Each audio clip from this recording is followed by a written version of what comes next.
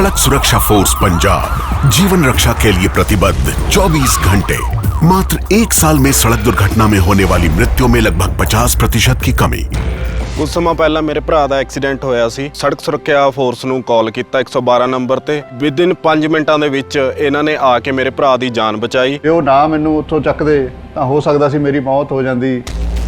मुख्यमंत्री भगवंत सिंह मान की कोशिशों से अपना पंजाब बन रहा है रंगला पंजाब।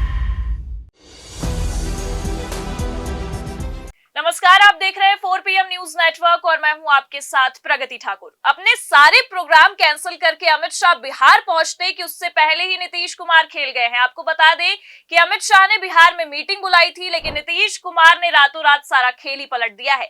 अमित शाह की मीटिंग से पहले नीतीश कुमार ने मीटिंग कर ली है और लालू यादव के ऑफर पर चुप्पी तोड़ दी है। तो फिलहाल नीतीश कुमार की मीटिंग में ऐसा क्या हुआ है कि अमित शाह भागे भागे बिहार पहुंच रहे हैं, ये भी आपको बताएंगे। और साथ ही साथ शाह के एक्शन से लेकर नीतीश कुमार के रिएक्शन वाले बयान भी सुनाएंगे और इस पर चर्चा भी करेंगे। हमारे साथ प्रियंका जी मौजूद हैं, सारी जानकारी उनसे लेते हैं। प्रियंका जी, सबसे पहले आपसे जानना चाहेंगे, आप सुबह से इस खबर को फॉलो कर रही हैं, खासकर बिहार की सियासत को काफी दिन से फॉलो कर रही है, तो क्या कुछ अपडेट निकलकर सामने आ रहा है? अपडेट ये निकलकर सामने आ रहा है प्रगति, बिग ब्रेकिंग ये निकलकर सामने आ रही है प्रगति कि नीतीश कुमार ने खेला कर दिया है। नीतीश कुमार ने गृह मंत्री अमित शाह के बिहार पहुंचने से पहले हाई लेवल मीटिंग बुलाई है।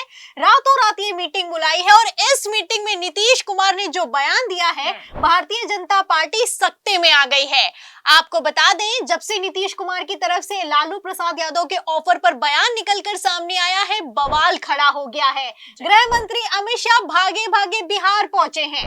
गृह मंत्री अमित शाह ने अपने सारे कार्यक्रम कैंसिल कर दिए हैं। आपको बता दें, ये जो दौरा है अमित शाह का, ये 6 जनवरी को यानी कि कल होने वाला था, लेकिन अब खबर निकलकर सामने आ रही है, अपडेट ये निकलकर सामने आ रही है कि कल के बजाय अमित शाह आज ही बिहार पहुंचने वाले हैं और बिहार पहुंचकर हाई लेवल मीटिंग करने वाले हैं। तो अमित शाह की घबराहट पर, इस तरीके से अपने सारे प्रोग्राम कैंसिल कर देने पर और तो और अचानक से मीटिंग बुलाने पर इतना तो समझ में आ गया है कि बिहार से लेकर दिल्ली में बवाल खड़ा हो गया है। और नीतीश कुमार ने जो अचानक से ये मीटिंग बुलाई है, इसको लेकर भी समझ में आ गया है कि नीतीश कुमार ने भूमिका तैयार कर ली है, बस आधिकारिक ऐलान होना बाकी है।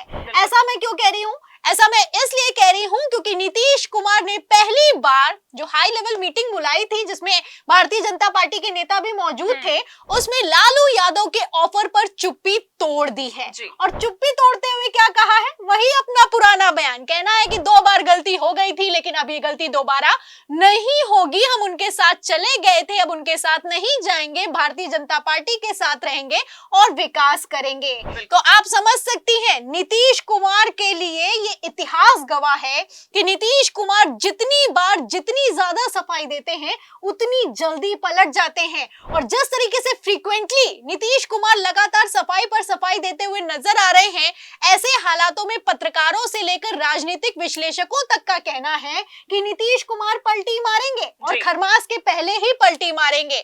इसको लेकर खुलासा भी ये हुआ है कि नीतीश कुमार ने डील कर ली है, मीटिंग कर ली है और इस मीटिंग की भनक अमित शाह को लग गई है, इसीलिए अमित शाह 24 घंटे पहले बिहार पहुंच रहे हैं। अब जब अमित शाह बिहार पहुंच रहे हैं तो नीतीश कुमार को समझ में आ गया है कि क्या करना है, इसीलिए नीतीश कुमार ने उनके पहुंचने के पहले मीटिंग बुलाई और सफाई दे दी।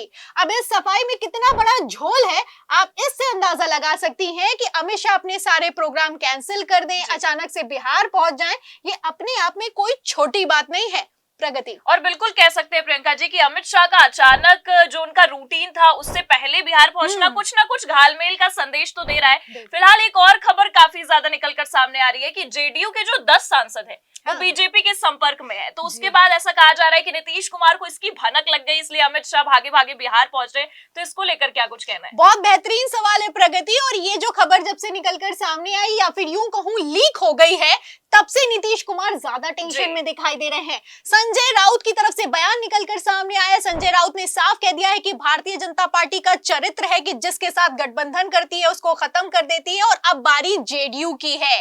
संजय राउत जाने माने पत्रकार के साथ साथ आप अच्छे से जानती हैं कि शिवसेना यूबीटी के दिग्गज नेता हैं, सांसद हैं, राजनीति को अच्छे से समझते हैं और भारतीय जनता पार्टी के साथ गठबंधन भी रह चुके हैं, तो बीजेपी को भी अच्छे से समझते हैं। अब संजय राउत को समझ में आ गया है कि इट्स हाई टाइम कि जेडीयू को तोड़ने की टाइमिंग आ गई है। उन्होंने साफ साफ कह दिया है कि 10 सांसद जो हैं जेडीयू के, वो भारतीय जनता पार्टी के संपर्क में हैं और ये जल्द ही टूट सकते हैं। सिर्फ संजय राउत की तरफ से बयान नहीं निकलकर सामने आया है, आज मैं आपको बता दूं तेजस्वी यादव की तरफ से भी बयान निकलकर सामने आया है। तेजस्वी यादव ने साफ कह दिया है कि जेडीयू टूटने वाली है और इसका संकेत अमित शाह ने तभी दे दिया था जब प्रशांत किशोर धरने पर बैठ गए थे।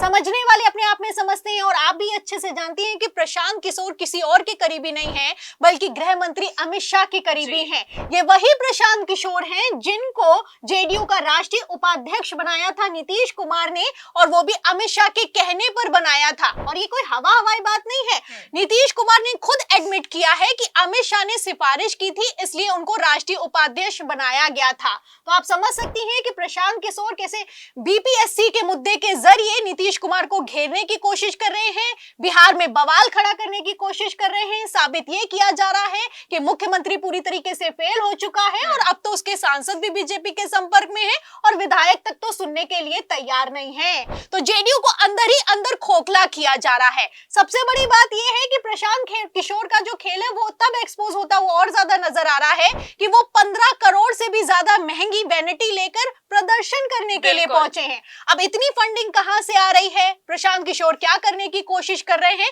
वो साफ दिखाई दे रहा है। फिलहाल इसको लेकर तेजस्वी यादव की तरफ से बयान निकलकर सामने आया है तो पूरा का पूरा खेल एक्सपोज होता हुआ नजर आ रहा है।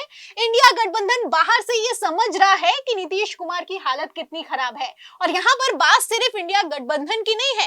लालू प्रसाद यादव जो कि नीतीश कुमार के सबसे ज्यादा करीबी हैं, ये लोग जेपी आंदोलन से मुख्य राजनीति की धारा में आए थे। तो नीतीश कुमार और लालू यादव के लिए ये कहा जाता है प्रगति कि ये दोनों एक दूसरे की नस नस को पकड़ते हैं।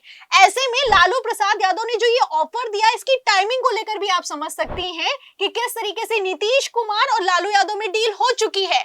आप अच्छे से जानती है, क्रोनोलॉजी अगर समझाऊं मैं आपको तो आप समझ सकते हैं कि किस तरीके से जब नीतीश कुमार दिल्ली गए, पहले तो जब दिल्ली गए तो प्रधानमंत्री नरेंद्र मोदी से मिलने का समय मांगा, तब पीएम मोदी ने मिलने का समय नहीं दिया। उसके बाद 2 दिवसीय दौरा एक दिन पहले ही खत्म करके नीतीश कुमार बिहार वापस लौट आए और जिस दिन बिहार में कदम रखा उसी दिन लालू प्रसाद यादव ने ऑफर दे दिया कि दरवाजे खुले हैं, जब चाहे आ सकते हैं। तो आप समझ सकती हैं, इसको लेकर दावा यहां तक किया जा रहा है कि नीतीश कुमार ने मैसेज भिजवाया है कि ये ऑफर दिया जाए और इस ऑफर के जरिए भारतीय जनता पार्टी पर नीतीश कुमार दबाव बना रहे हैं।